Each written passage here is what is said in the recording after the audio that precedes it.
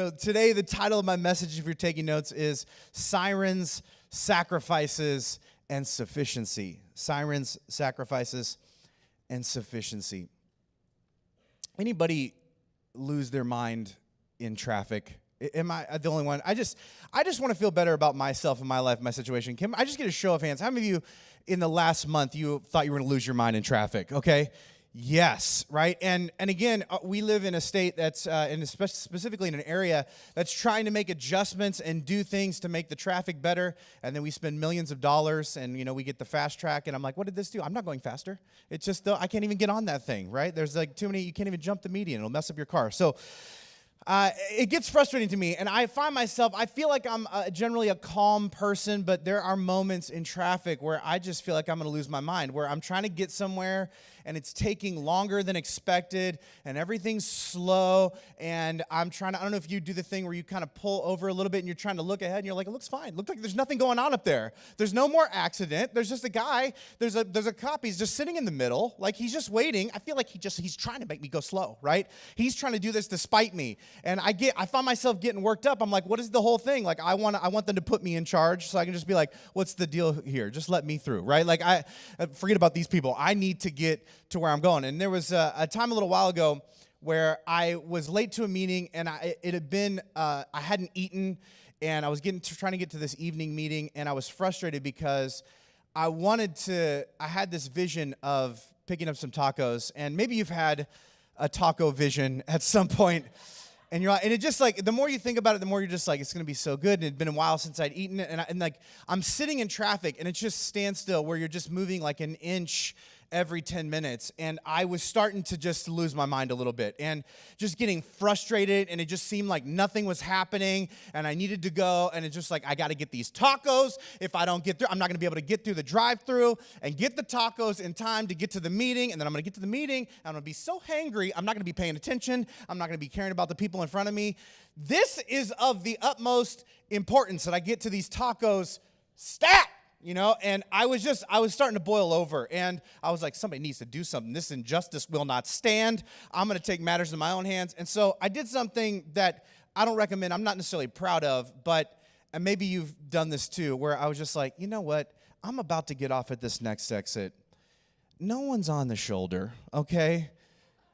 Maybe I'll just speed through the shoulder. I'll get to the exit, right? Some of you I can feel the judgment just coming my way right now. Some of you are like, I think that's legal. I think that's okay, right? And so I just kind of worm my way over. I'm in a little Prius, which is basically a Matchbox car. I mean, it's small, it's out of the way, and I just go over on the shoulder, and I just speed on the shoulder to the exit, and I get off the exit, and I'm just like, this is what I'm talking about. And even going by the people, it just felt like, sucker.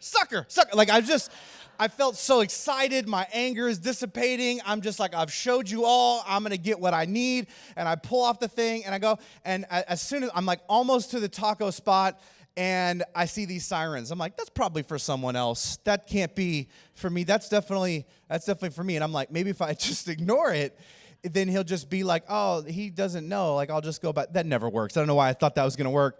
And he pulls me over, and I'm sitting there, and now I'm really angry because, like, I did the right thing to do, okay? Like, I need to get those tacos. I'm an important pastor type. I've got to get to the premarital counseling, okay?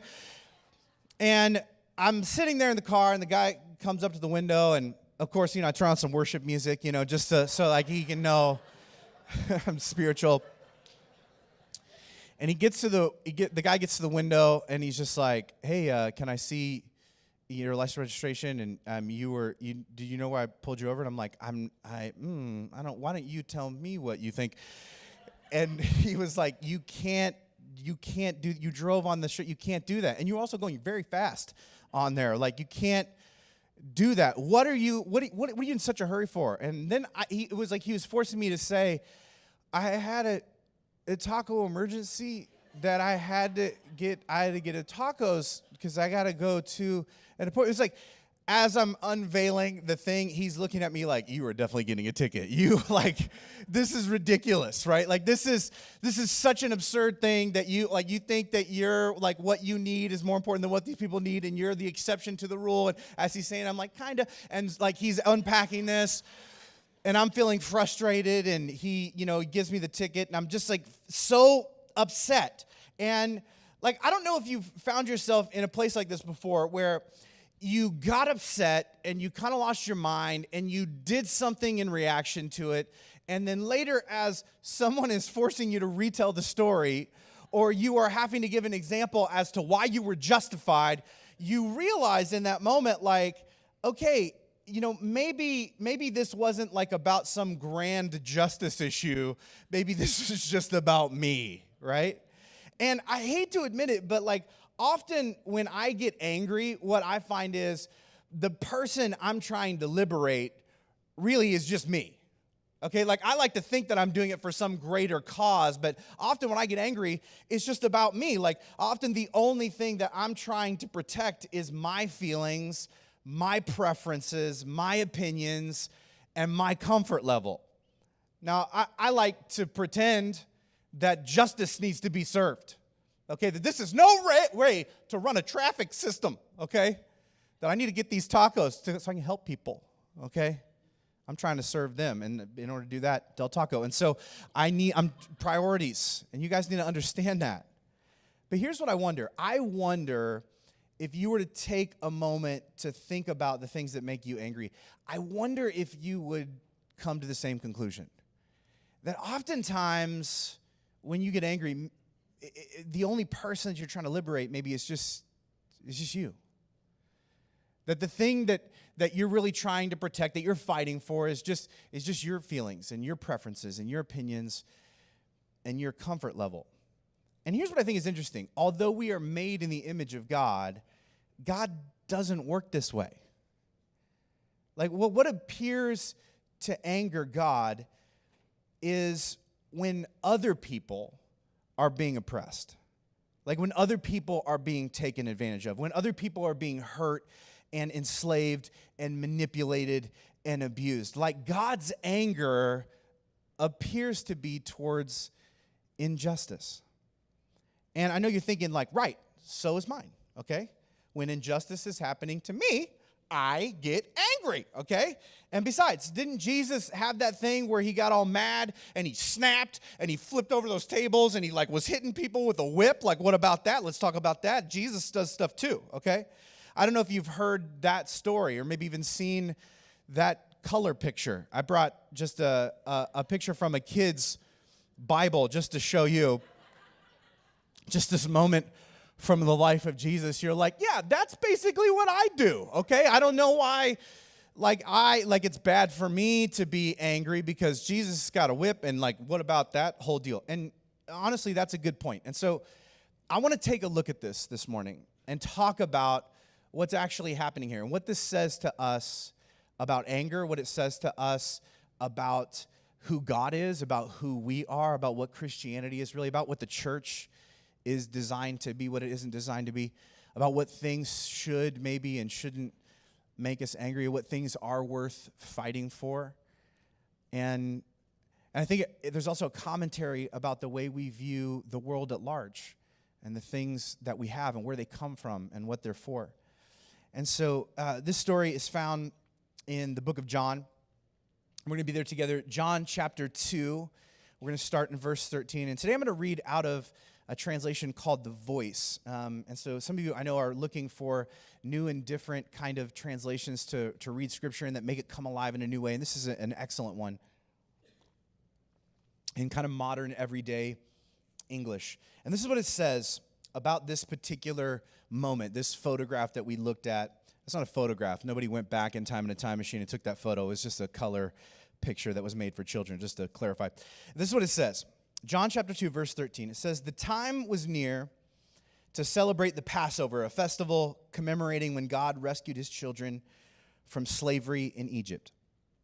So let me give you some context about what that sentence means to set the stage about what's happening. Passover was a huge deal in this culture, a tradition stretching back thousands of years, and one of 3 times each year when every Jew traveled to Jerusalem to offer an animal sacrifice in the temple for themselves and their families in order to make them right with God. And it was a festival that lasted several days, and every single part of this ritual pointed to something that happened a long time ago to these people's ancestors in stories outlined in the book of Exodus. And it was this ritualized way of reminding themselves of who they are and who God is and their deep need for him and what's ultimately important in life. Because it's easy to lose sight of these things. And honestly, we need rituals today for the same reasons. Like, we need rituals in our lives to remind ourselves of who we are and who God is and our deep need for him and ultimately what's important in life. Because just like these people then, it's even more so, I think, the case for us now, that it's so easy to lose sight of these things. It's so easy to lose sight of who you actually are, who you want to be, who you were made to be, of who God really is, of how much you really need him, and of how much life doesn't make sense or work without him, and ultimately what's important, because we can get so distracted about things that are surface issues that cause us to boil over and get frustrated that really don't matter.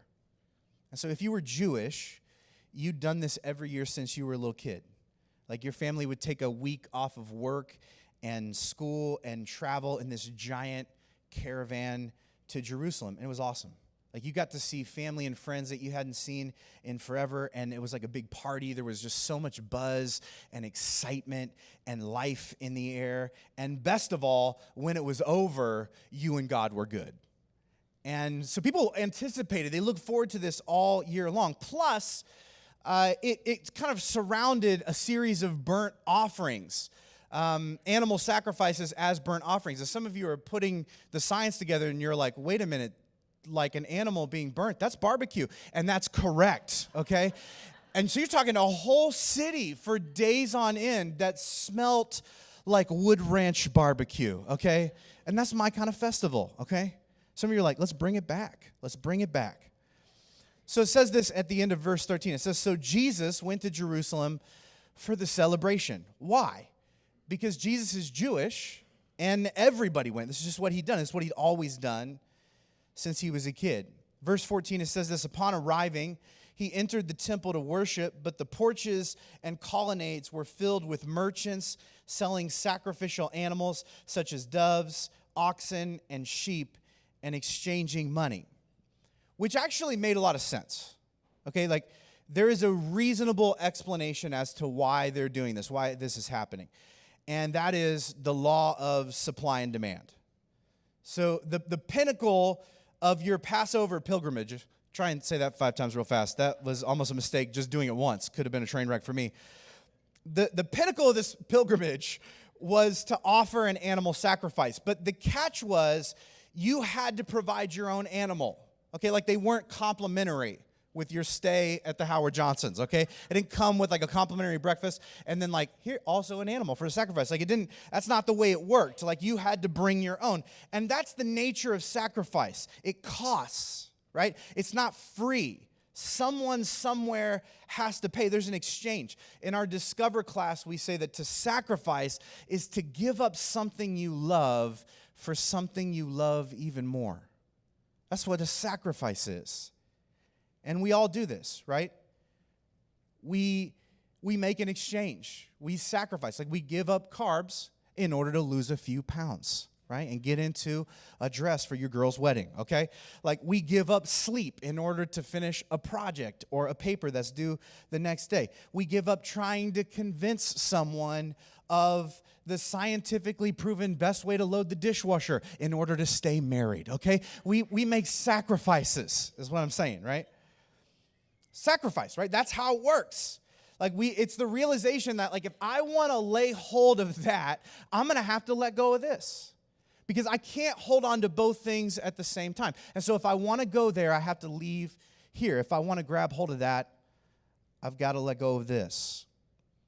And nobody had a problem with this in this culture, in principle. It made logical sense. Like, people knew this was the way that things worked. They planned ahead. You just bring your own from home. But there was a second catch that made this more complicated, and that was that the animal that you sacrificed had to be spotless. In other words, like there couldn't be anything wrong with it. It had to be perfect. And this was a challenge because, like, what if none of the animals that you had on your farm or your ranch, like, were spotless, right? What if all of them were, like, a little bit off, okay, in your particular flock? Or what if you had a really good one, but something happened to it on the journey? I mean, you got your whole family in this giant caravan, and you're packed up, and you're traveling from your hometown to Jerusalem. It's a long voyage in the heat.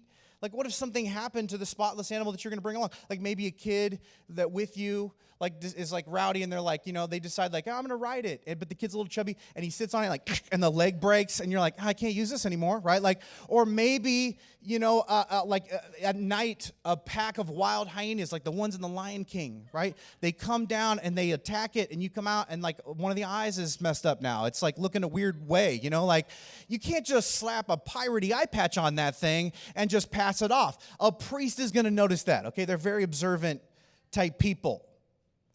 And so what happened is some people would save money knowing that they would need to buy an animal to sacrifice once they got there. And ranchers, they would raise, especially if they were local, they would raise extra animals, more than they needed to sell. But then maybe you traveled from so far away that the currency that they used where you live was different than the currency that was used in Jerusalem, right? Because you're coming from all over, and so you would need someone there to exchange your currency so that you could buy the animal that you needed, so that you could make the sacrifice that you came there to make. Now, some of you are thinking, that is actually a pretty smart business plan, okay? And you're right. And the reality was, people had been doing this since before Jesus was born, meaning, and it's important you understand this, this is not the first time Jesus had seen this. And there's nothing really inherently wrong with it, which makes what Jesus does next really interesting. It says in verse 15, that Jesus fashioned a whip of cords and used it with skill, driving out animals. He scattered the money and overturned the tables, emptying profiteers from the house of God. Some of you are like, oh, I knew y'all shouldn't be having that swag store out front. Jesus is going to whip you, okay? But let's not jump to conclusions because we need some more context. So first of all, I think the important thing to point out about what's going on here is that Jesus is angry. And it's important to slow down and to see that because it may clash with your existing ideas of him. Some of you are thinking like, not my Jesus. Oh, no. He's a gentle Jesus. He's a cuddle with lambs, play with kids, braid your hair kind of Jesus, okay? Like, he can't be whipping donkeys and overturning tables. I don't think so. Except that it happened, right? So what's going on here?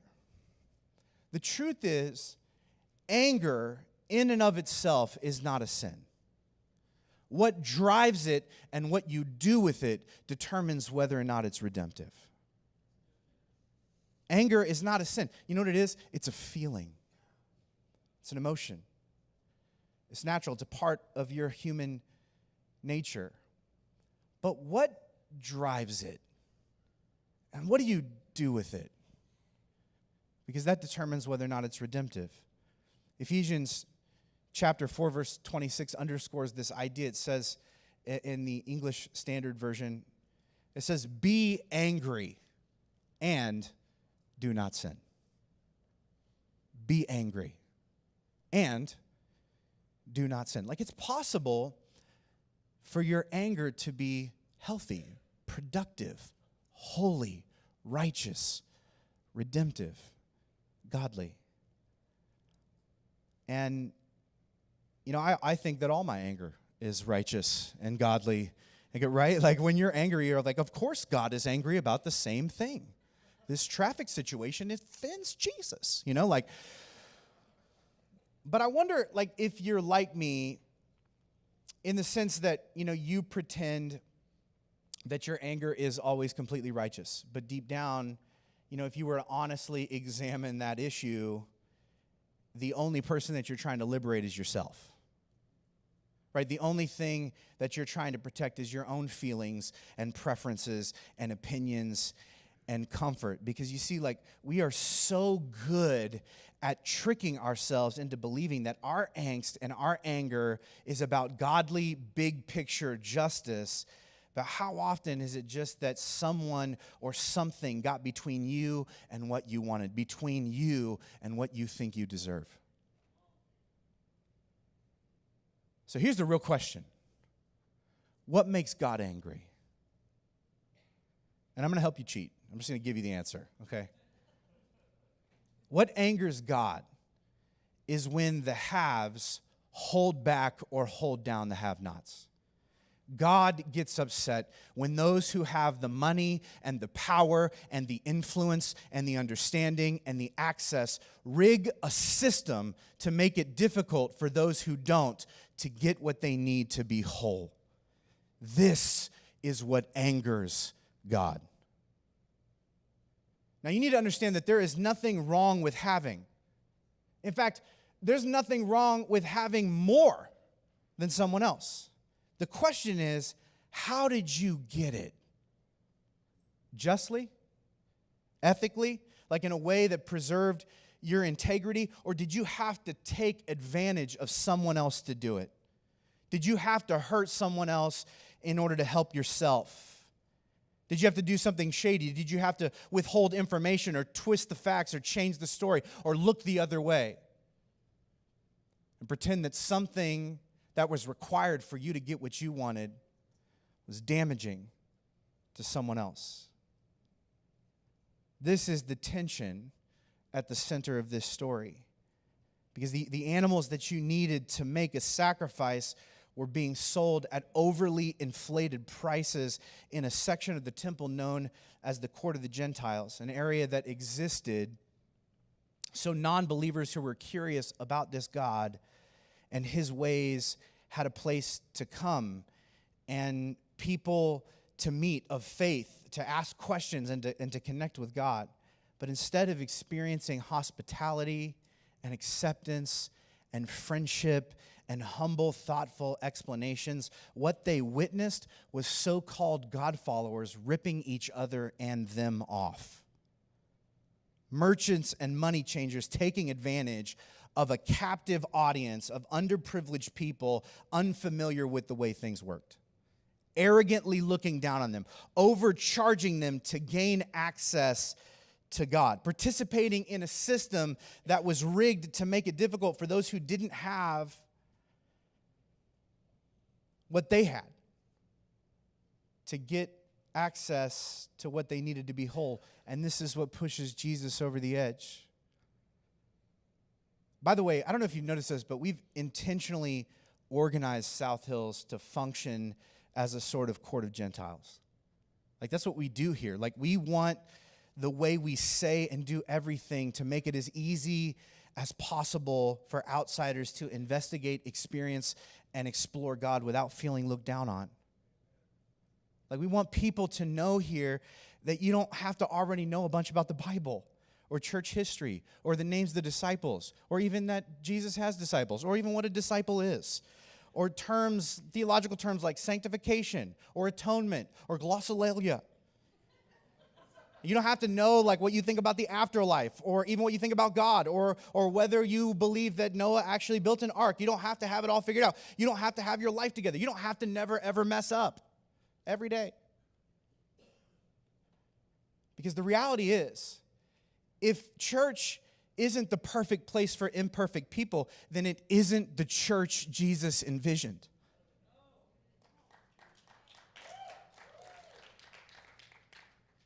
And this is what angered God. That's not what this place had become. That's why he got angry. That's why he fashioned a whip. That's why he drove out the animals and overturned the tables. And I love this part of it. I don't know if you noticed this from the verse before. Did you notice that it didn't say Jesus grabbed a whip? It said he fashioned one. There's all kinds of livestock around. Like there would have been tons of whips on hand. But no, he chooses to hand make one on the spot. Think about that for a minute. I am so mad. when I get finished weaving this whip, you guys are going to get it. Just a few more strands with the braiding. You got to wrap the leather around the end. You're going to need a shard here. This is what makes it snap. Wait! You just wait! Woo! This would have taken some time. Quality hand craftsmanship takes time. And he would have taken time to do it well because, as my grandma always said, God don't make no junk. Okay, so he did a good job. Why does it tell us this? Why is this detail significant? Because it tells us that Jesus, when he gets angry, he sits down and takes time to fashion a calculated, controlled, correct response to his anger. It's not what often we think it was, that he saw something and snapped. Now, he saw something that pushed every button inside of him, and not because it objected to his preferences or what he wanted or the way he wanted to see things or it was going to get in his way. He was an insider. It wasn't going to impact him. He was frustrated because of how it was affecting other people, but he didn't snap in the moment. He sat down to fashion a calculated, controlled, correct response to his anger. He doesn't sin in his anger. He took the time to fashion a whip because something had to be done, because it's wrong for those who have the money and the power and the influence and the understanding and the access to rig a system to make it difficult for those to get what they need to be whole. And can I just tell you that every fight Jesus had with religious leaders in his day was over this singular issue. Some of you are perceptive enough to think well, wait a minute. It sounds like there could be maybe some economic and political implications to this. Yeah, that's why they killed him. They were fine with his theology as long as it didn't touch their money. Because that revealed what they were really worshiping. And that's why it was offensive. And the sad thing is, many people who were involved in the exploitation of the Gentiles, they were doing so, I think, unintentionally. It was just the way the system worked. Right? It was all they knew. They were caught up in it. They didn't design it. They were just participating in it, right? But that didn't somehow make it okay.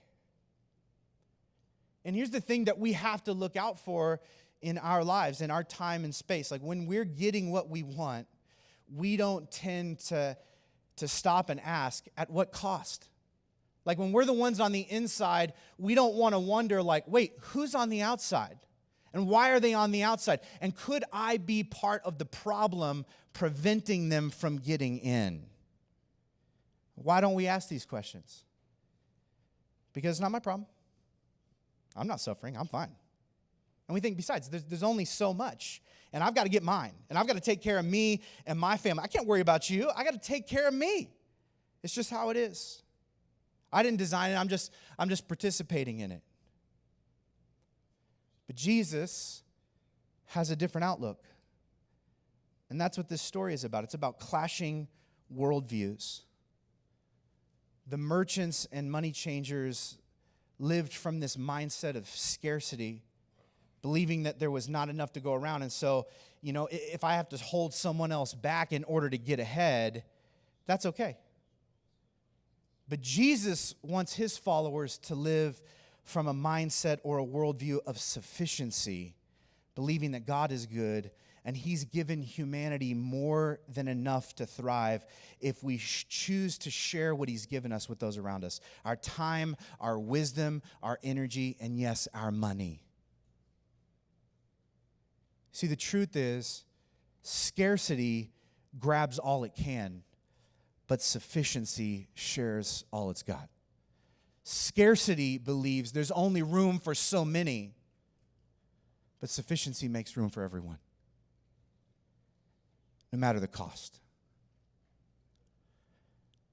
And this will push your buttons, because at some point, the fear that maybe there is not enough and that maybe more would make you happier and that this is just the way it is, those concepts, which are rooted in evil, will convince you that it's okay to hold others down and hold others back in order to get what you want.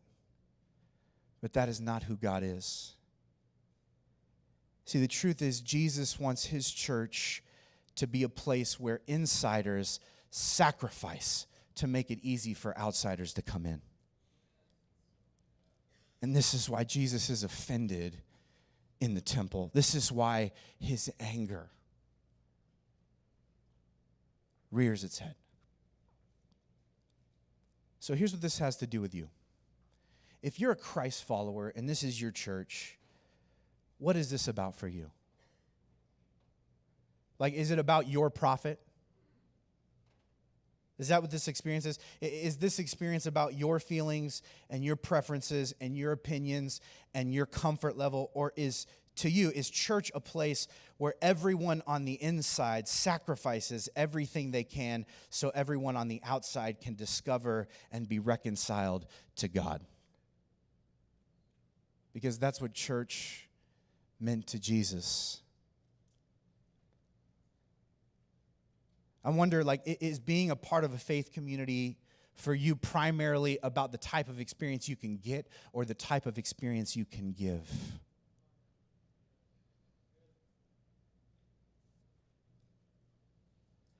This is important to wrestle with because your answer to this question is everything. Because whether we're talking about time, wisdom, energy, or money, the way you see giving is evidence of the way you see God. When you think about that for a minute, the way you see giving is evidence of the way you see God. And how you treat those not like you reveals your worldview, whether you want it to or not. And so I wonder this morning, are you living from a mindset of scarcity or sufficiency? By flipping over the tables in the temple, Jesus is punctuating his view. If you are holding out on others, it's because you think God is holding out on you. But if you're afraid that there isn't enough, Jesus wants you to know that your view of God is not big enough.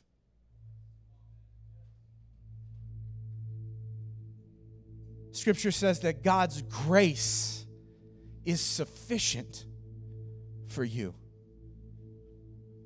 and you and you and you.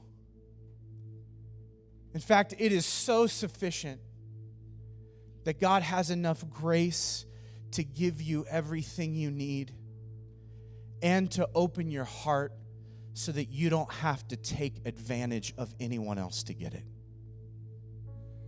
God's grace isn't just sufficient enough for you, it's sufficient enough for all of the yous that have not found their way in yet. And when we live from a mentality of scarcity, we will hold the ranks and we will close the walls in and we will become angry about stupid surfacey things, about insulating our own preferences and our own opinions and our own experiences and what we want.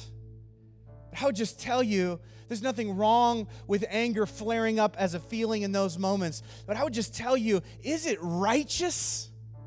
Are you pretending that your anger is God's issue and it's really just yours? Because what angers the heart of God is when the people of God act as if the love and the grace and the forgiveness of God is a scarce resource that applies to only some and not others. But a view of a sufficient God says, there is room for everyone. There's room for everyone. And I can either live according to that reality or not. But whether or not people discover that there is room depends a lot on whether or not you and I make room. And we do this by opening our hands with everything that God has given us, with our time, with our energy, with our wisdom, with our money, and saying, God, this is all yours anyway. Everything I have comes from you.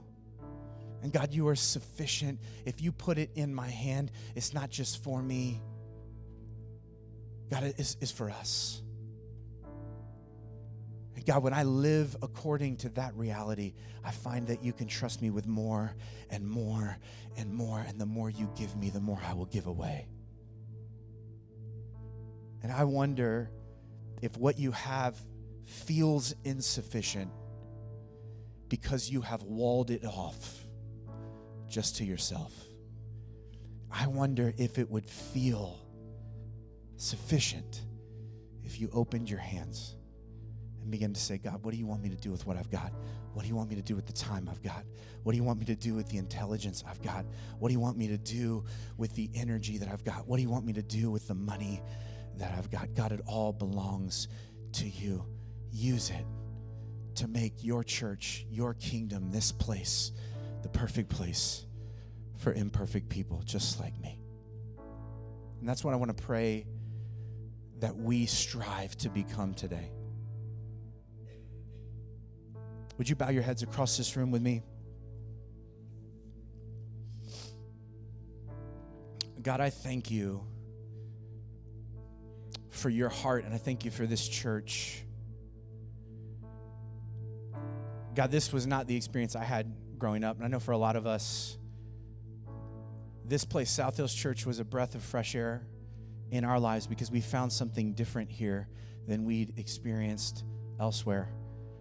And it was here that we experienced your open-handed love, grace, and mercy for some of us for the first time in our lives. But God, once we get on the inside, sometimes it becomes so easy to forget what it's like to function on the outside. And God, I pray that you would enable us to open our arms, to open our minds, to open our hands. And God, to allow what you have given us to flow through us to build your kingdom. God, may when people see us, may they get a picture of the sufficiency of God in which there is room for everyone. It's in Jesus' name we pray. And everybody said, amen.